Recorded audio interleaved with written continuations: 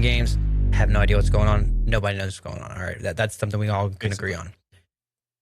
But mine's mainly right when it got to the Maki episode. That's kind of where I kind of like I drew the line, Maki even though it was great to watch. Loved it. Good. I know we talked about the last episode. I didn't really get into this, but it's just something about JJK this season I loved in the beginning, but now it's coming to the fact that I don't like it anymore.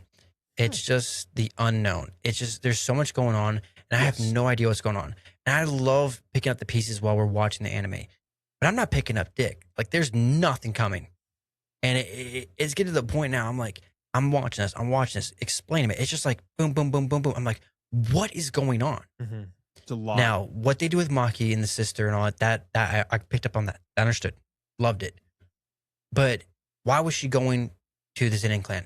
Now, why is because you go around out one of the Zenin clan? Like, also, I'm like, am I missing something? Am I not paying attention? Granted, season 1, season 2, I didn't give really my full attention because for me, JJK hasn't been my favorite anime. It's not a bad anime. You like it, you like it. You love it, you love it. That's fine. For me, it's just I loved how they did the training arc. I loved it. I like how they make fun of shonen anime.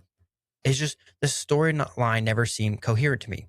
And I'm taking that, and when I'm getting presented from Will saying that the manga is way more all over the place, what am I supposed to do with that? How am I supposed to retain this information? It is like I love JJK. I like it a lot, and I know it's really popular. But as somebody that I've read thousands of high fantasy novels, and I've read so many books in the past. The first time I remember reading a chapter book, I was 5 years old. So in that 33 years, I've read thousands and thousands of books. It's very obvious to me when I'm reading something, if the author has the end in mind or not.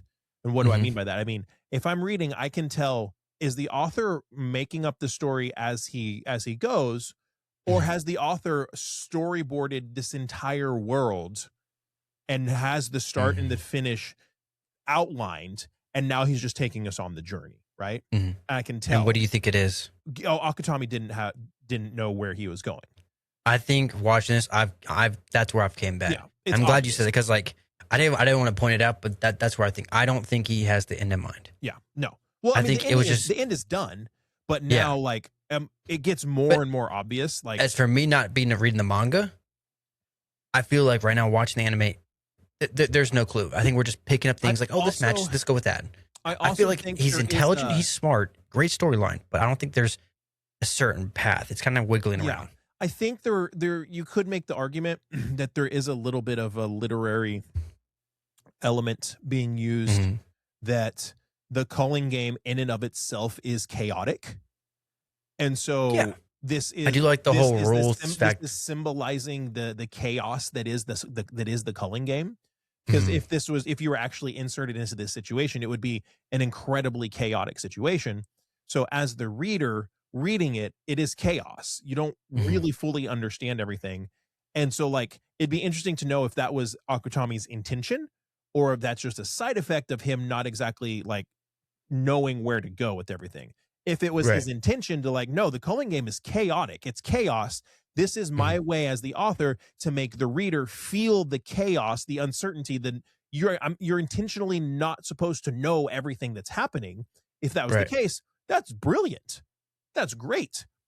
If he's just trying to put all these story pieces together and get where he's going, and then it's just chaos for the sake of confusion. I will say on the pro part of defending Jujutsu Kaisen that I think it's episode 3, the talking episode. I think people are upset with it being a 7.6 or a 7.3. Where they were telling all the rules. Yeah, I thought it was a fair rating, if I'm being honest. That's an informative episode. It's not going to be high action, high octane, what you're expected to be, but it's informative.